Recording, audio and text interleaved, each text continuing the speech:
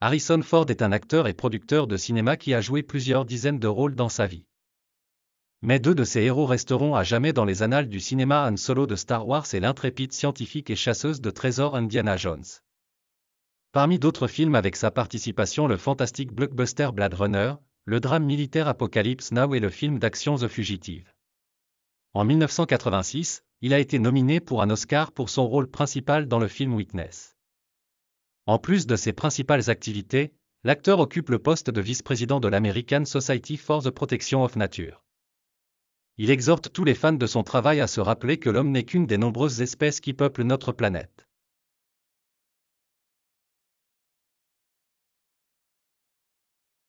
Harrison Ford est né à Chicago, dans l'Illinois, le 13 juillet 1942. Les heureux parents du premier enfant étaient Christopher Ford, directeur d'une agence de publicité, et Dorothy Needleman, une ancienne actrice de radio. Après la naissance de son fils, elle est devenue femme au foyer. 3 ans plus tard, Harrison avait un jeune frère, Terrence. Un cocktail très intéressant se mélange dans le sang de l'acteur. Les grands-parents paternels étaient des catholiques irlandais et les grands-parents maternels étaient Harry, l'acteur a obtenu son nom en son honneur, et Anna, des Juifs de Minsk qui ont émigré aux États-Unis l'année 1906. Enfant d'un mariage interethnique, interrogé sur le remue-ménage des racines sur sa vision du monde, l'acteur a toujours répondu: en tant que personne, je me sentais comme un Irlandais, et en tant qu'acteur, un Juif. Quant à la religion, je suis un démocrate, un libéral jusqu'au bout. Le garçon a grandi dans la ville de Des Plaines, une banlieue de Chicago. Enfant, Harrison, calme et timide, avait beaucoup de problèmes avec les hooligans locaux. Il a trouvé un exutoire chez les Boy Scouts, où il a connu un grand succès. En fin de compte, il a atteint le 2e rang de scout possible, Life. Ci-dessus n'était que Eagle. C'est pour le mérite d'enfance de Ford que Steven Spielberg a fait du jeune Indy un éclaireur dans le scénario du film Indiana Jones et la dernière croisade. Au lycée, il s'intéresse aux études sociales et fréquente un club de conception de trains miniatures. Lorsque l'administration de l'école lance une radio étudiante, il devient le premier annonceur et commente les matchs sportifs. Après avoir obtenu son diplôme d'études secondaires en 1960, Harrison Ford a commencé à étudier la philosophie au Ripon College du Wisconsin. Au cours de sa dernière année, il s'est inscrit dans un club de théâtre pour vaincre sa timidité. Et, comme Ford lui-même l'a rappelé plus tard, il était fasciné par le jeu. J'ai juste mûri tard, mais je me suis finalement trouvé. Ayant du mal à surmonter la peur de parler en public, il monte sur scène et oublie tout, emporté par l'histoire de son héros.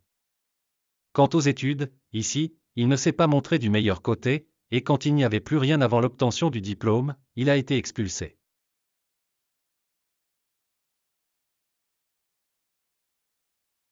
En 1964, il s'installe à Hollywood avec Mary Marquardt, une amie d'université et future épouse, dans l'espoir de trouver un travail qui lui plaise.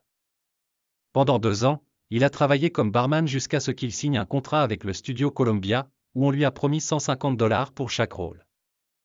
Le premier rôle de Ford au cinéma était dans le drame policier de 1966 Deadly Hit on the Carousel.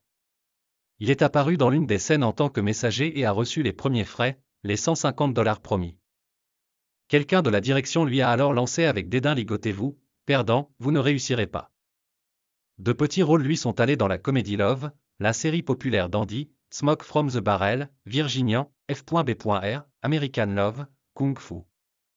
Un peu plus de temps, et pas une seule ligne, a été consacrée à son personnage, un étudiant arrêté lors d'un rassemblement, dans la parabole dramatique philosophique Zabriskie. Mais toutes les scènes avec sa participation ont été coupées lors du montage final. Après avoir craché sur le rêve, Ford, déjà père de 2 enfants à cette époque, a décidé de gagner sa vie en tant que charpentier. Et, en fin de compte, il a fait le choix le plus important de sa vie. Il a construit une scène pour un concert du groupe Jim Morrison, puis a construit un solarium pour l'actrice Sally Kellerman, a assemblé des meubles dans la maison du producteur Fred Ross. Pendant qu'il travaillait, Ford a eu une conversation avec Ross, qui lui a promis une audition pour le nouveau film de George Lucas, American Graffiti. Après le casting, l'acteur a été approuvé pour le rôle mineur de Bob Felfa. La comédie pour adolescents a été un énorme succès. Le film a été un pionnier dans son genre et, au fil des ans, de nombreux critiques ont noté son influence sur ses autres chefs-d'œuvre, Dazed and Confused avec un jeune Matthew McConaughey et Rough Times at Ridgemont High.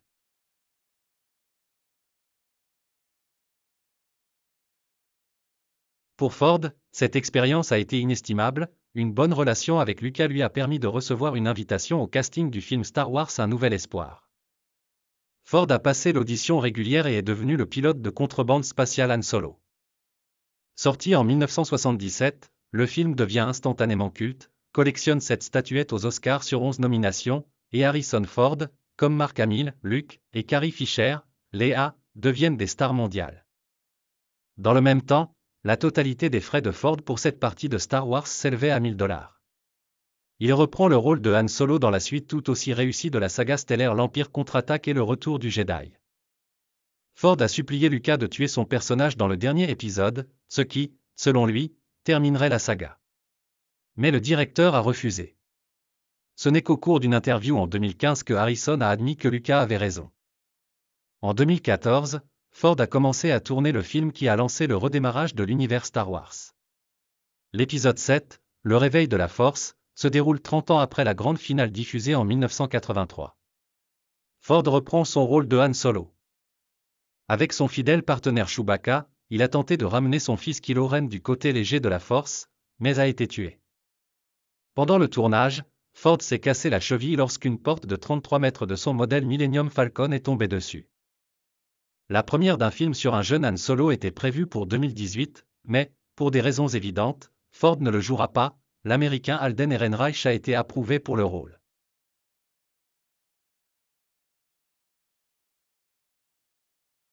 Ford a de nombreux rôles de premier plan à son actif, mais un seul peut rivaliser de popularité dans la culture populaire.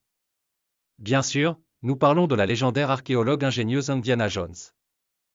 La première partie des aventures du personnage culte, qui inspira de nombreux jeunes esprits à étudier l'histoire, fut vue par le public en 1981.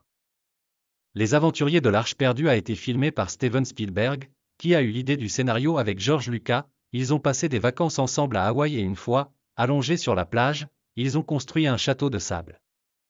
Et nous partons. Spielberg a immédiatement vu Harrison Ford dans le rôle d'Indiana, mais Lucas, qui a agi en tant que producteur du projet, s'y est opposé. Le public pensera que je l'ai délibérément poussé dans chaque film. Le créateur de Star Wars a tenté de signer Magnum PI Star Tom Selleck, mais il était lié par contrat. D'autres recherches ont échoué et 3 semaines avant le début du tournage, Ford a accepté l'offre. Le tournage a coûté $20 millions à Lucas et Spielberg. Au box-office, la première partie de Indiana a récolté $383 millions, payant près de 20 fois.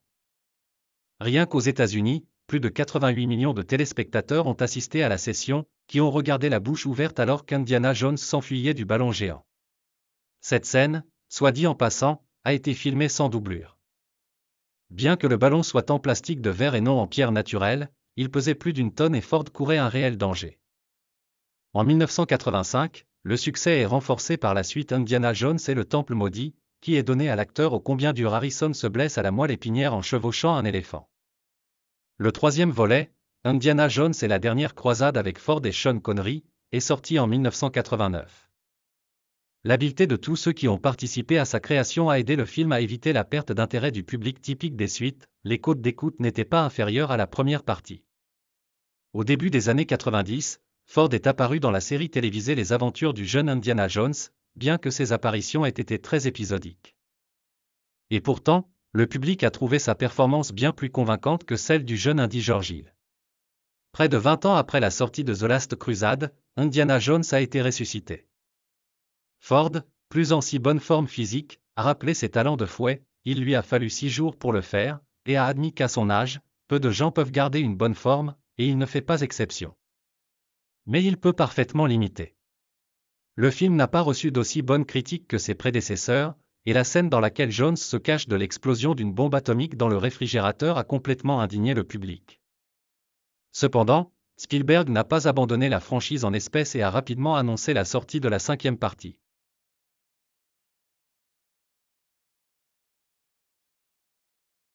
Entre la première et la deuxième partie d'Indiana Jones, et la dernière partie de Star Wars, Ford a joué dans le thriller Cyberpunk Blade Runner de Ridley Scott, une adaptation du roman de Philip Dick en droit Dream of Electric Sheep. Son héros est l'officier de police Rick Deckard, qui attrape des réplicants cyborgs échappés, extérieurement indiscernables des humains. Bien que l'image ait reçu le statut de culte, l'acteur principal ne l'aimait pas. Dès le premier jour de tournage, il a commencé à entrer en conflit avec Ridley Scott. Pas seulement lui, en raison de la nature difficile du réalisateur, peu de gens pouvaient travailler avec lui. Ce qui a le plus énervé Ford, c'est que Scott lui a fait faire la voix off lui-même, et il l'a délibérément fait aussi mal que possible. Il espérait qu'il ne serait pas inclus dans la version finale du film. De plus, ils avaient des désaccords avec la vision du protagoniste. Ford croyait que son héros était un humain à 100% et ne pouvait pas être un répliquant. Scott avait un point de vue différent, comme en parlait la coupe du réalisateur de The Runner, sorti 10 ans plus tard.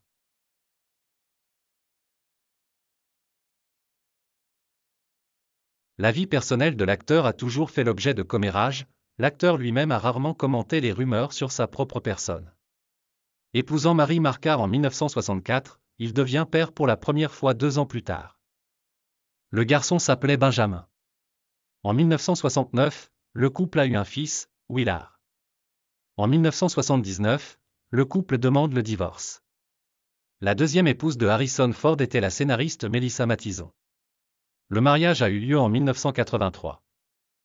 Melissa a donné à son mari un fils, Malcolm, 1987, et une fille, Georgia, 1990. En 2001, leur relation a pris fin. En 2002, Ford en lance de nouveau avec l'actrice Calista Flockhart, qu'il a rencontrée aux Golden Globe Awards. Ils ont rapidement adopté un garçon nommé Liam. En 2009, le jour de la Saint-Valentin, Ford a proposé à sa bien-aimée, ce qu'elle a accepté avec plaisir. Un an plus tard, ils se sont mariés dans la ville de Santa Fe, où a eu lieu le tournage du film Cowboy and Alien. En 2016, l'autobiographie de Carrie Fisher a été mise en vente. L'actrice a admis que pendant le tournage de la première partie de Star Wars, elle et Ford avaient eu une liaison qui avait duré 3 mois.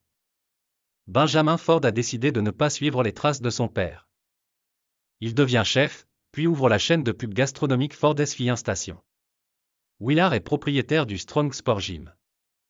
Les fils aînés de Ford ont fait 3 fois leur père-grand-père en 1993, fils Eliel, 2000, fils Ethan, et 2010, fils Wello. Harrison fait du sport. Tous les 2 jours, il va au gymnase, joue au tennis 3 fois par semaine. Son passe-temps principal est l'aviation. Il a reçu ses premières leçons de pilotage dans les années 60, mais il n'avait tout simplement pas assez d'argent pour terminer ses études et obtenir une licence. Une heure de cours coûtait $15, ce qui équivaut à environ $120 selon les normes de 2016. Ce n'est qu'au milieu des années 90 qu'il a acheté un jet privé de ses mains et a demandé à un pilote qu'il connaissait de lui donner quelques leçons. Depuis, l'acteur se sent dans l'air comme un poisson dans l'eau. En 2000, sa passion pour l'aviation a sauvé la vie d'un touriste qui s'était perdu dans les montagnes de l'Idaho. Son hélicoptère a atterri devant une femme stupéfaite qui n'a même pas reconnu Ford comme le sauveur. Comme la femme l'a dit plus tard, elle ne s'attendait tout simplement pas à ce qu'un homme portant un t-shirt et un chapeau de cow-boy devienne une star hollywoodienne. Et en 2001, l'acteur a de nouveau retrouvé une personne perdue. Cette fois, il s'est avéré qu'il s'agissait du Boy Scout Cody Clauson.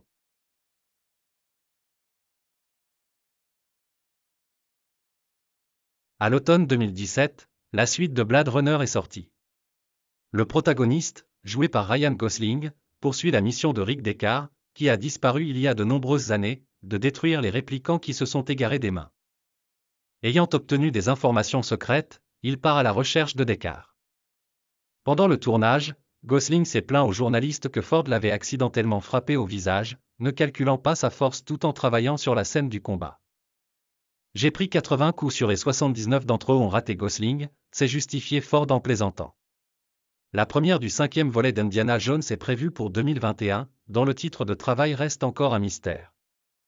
Interrogé sur le sort futur de la franchise, Ford a déclaré à plusieurs reprises qu'Indiana Jones n'est pas James Bond, il ne peut en être qu'un. Les acteurs de Bond vieillissent ou demandent beaucoup d'argent. Mais je ne suis pas du genre à vieillir.